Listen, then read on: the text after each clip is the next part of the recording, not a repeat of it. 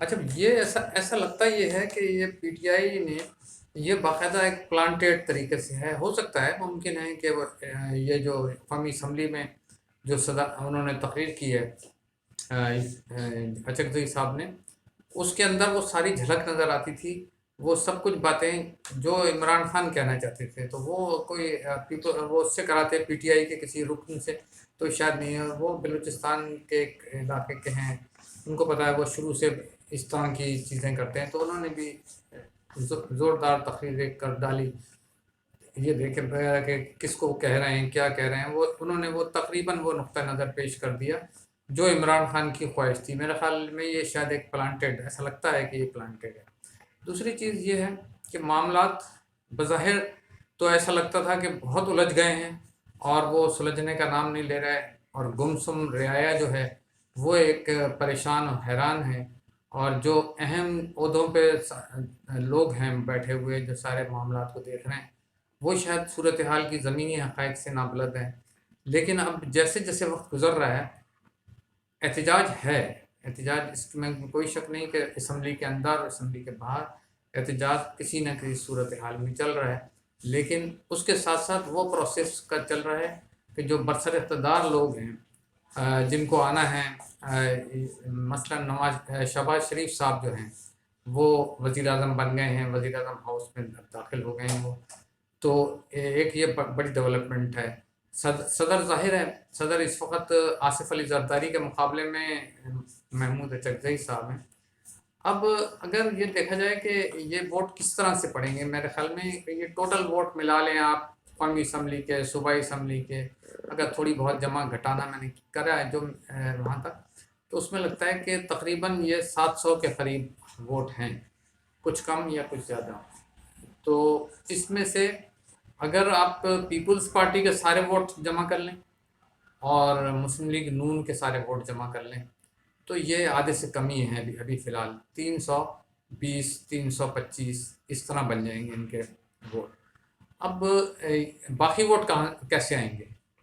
ظاہر ہے دوسری پارٹیاں ہیں، ایک تو پی ٹی آئی کے ووٹ ہیں، دوسرے اور پارٹیوں کے جو ووٹ ہیں وہ کس طرح سے ہوں گے، اس کا ابھی تو یہ جو مخصوص نشستیں ہیں اس کو بھی میرے خیال میں اسی وجہ سے کچھ ڈیلے کیا گیا ہے کہ صدارتی الیکشن ہو جائیں اور اس طرح ہو جائیں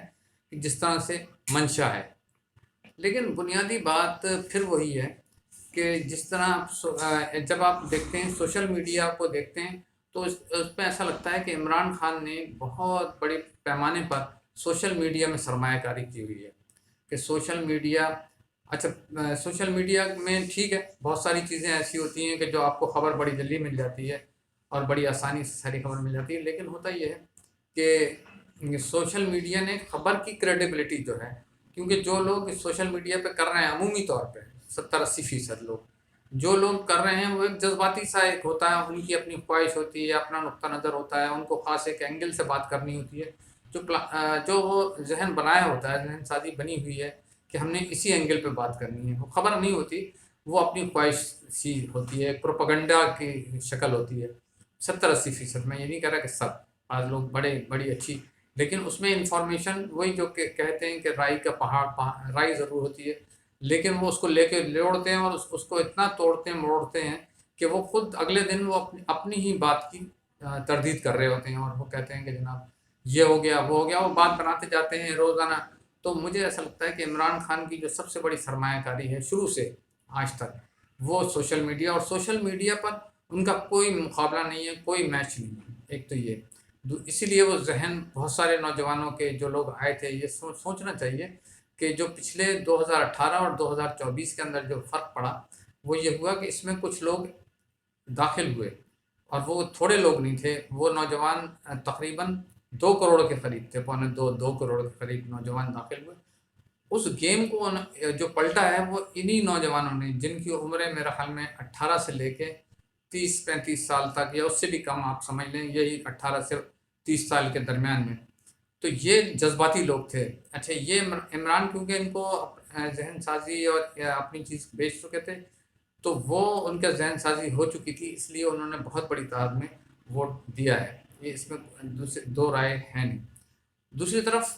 نواز شریف کا جہاں تک ہے، نواز شریف دیکھیں، نواز شریف کی اگر آپ پورا کیریئر دیکھیں تو نواز شریف ایک طلسماتی آدمی ہے. اس طریقے سے آپ سمجھ لیں کہ 3 دفعہ ان کو نکالا گیا، 3 دفعہ وہ واپس آئے، اور کس کس طریقے سے، کن کن حالات میں، کن کن آزمائشوں میں، کن کن مشکل حالات میں فوج کے ساتھ، اسٹیبلشمنٹ کے ساتھ انہوں نے کبھی آگے کبھی پیچھے، کبھی لڑائی لڑی. پھر ساتھ ساتھ انہوں نے پاکستان میں بہت سارے پروجیکٹس ایسے ہیں، خاص طور پہ ترقیاتی جو منصوبے ہیں اس میں نواز شریف کا بڑا کردار ہے. لیکن میں یہ سمجھتا ہوں کہ ایسا لگتا یہ ہے کہ شاید نواز شریف اس وقت یہ نہیں سمجھ سکے کہ دنیا بہت بدل چکی ہے. دیکھیں اگر نواز شریف برسر اقتدار آ جاتے، یا نواز شریف کو آپ سمجھ لیں کہ وزیر اعظم بن جاتے ہیں اگر وہ، تو بہت سارے مسئلے مسائل آپ کو دیکھیں. وہ اٹل بہاری واجپئی جو انڈیا کا بڑا ہارڈ لائنر تھا، وہ جناب چل کے اپنی بس کے اندر مینار پاکستان پہ آ گیا. وہ نریندر مودی جو عمران خان کا فون نہیں اٹھاتے تھے، وہ چل کے جاتی عمرہ تک پہنچ گیا. پھر عرب کے بہت سارے ملک جب مشکل حالات آئے، پاکستان نے ایٹمی دھماکہ کیا تھا، اس وقت نواز شریف برسر اقتدار تھے، پاکستان کو مفت پٹرول دیا گیا. بہت ساری چیزیں ہیں. بیرونی ملکوں سے اچھے تعلقات کے لیے بھی وہ زیادہ سوٹیبل بندے. لیکن وہ سمجھ نہیں پا رہے کہ یہ اس وقت جو اندرون خانہ جو تبدیلی آئی ہے، اور جو ان کی سیاسی ساکھ جو تھی یا سیاسی اثاثہ جو تھا، وہ اتنی تیزی سے ڈائلیوٹ ہوا ہے، یہ شاید اس کی بہت ساری حقائق کو وہ نہیں سمجھ پا رہے ابھی بھی. اور اب 2 صورتیں تھیں ان کی. دیکھیں اس میں جو پرابلم تھا، اگر وہ نواز شریف میرے خیال میں، ایک تو یہ کہ انہوں نے وہ پہلے ہی یہ کی تھی کہ جب وہ الیکشن میں دوسرے دن انہوں نے ایک تقریر کی اور اس میں کہا کہ جناب ہم حکومت سازی کرنا چاہتے ہیں. تو وہ میرے خیال میں وہاں ایک بنیادی غلطی یہ تھی کہ ان کو چاہیے یہ تھا کہ وہ سب سے پہلے پی ٹی آئی کو دعوت دیتے، کیونکہ پی ٹی آئی کی نشستیں ایک سنگل پارٹی کے طور پر ان سے زیادہ تھیں. ایک تو یہ یہاں پر ان کو کرنا چاہیے تھا. دوسرا میرا ذاتی خیال ہے کہ بنیادی طور پہ جو یہ کشمکش ہے وہ یہ بھی ہے کہ یہ کہتے ہیں کہ جی خاندانی جو اجارہ داری ہے وہ کم ہونی چاہیے. عام آدمی اس طرح سوچ رہا ہے، نوجوان بھی اسی طرح سوچ رہے ہیں.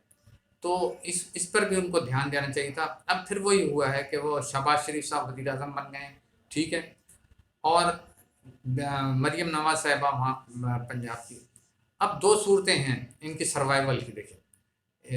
مسلم لیگ نون کے لیے یہ بڑا سوسائڈل مشن ہے ایک طرح کا، میرا اپنا ذاتی خیال ہے. جو ملک کے حالات ہیں اس کے تحت اب یہ دیکھنا ہے کہ اگلے چند ماہ کے اندر، زیادہ دیر نہیں لگے گی، ورنہ ان کے خلاف موومنٹ بھی شروع ہو جائے گی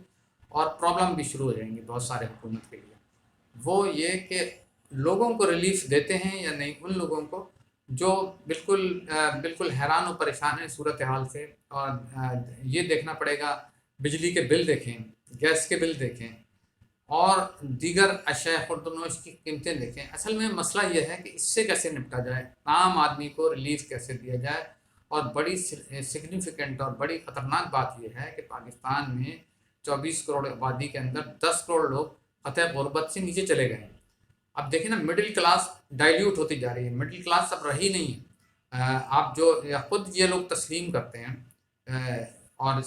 ہر اکنامسٹ سے کسی سے بھی آپ پوچھ لیں گے وہ یہی بتائے گا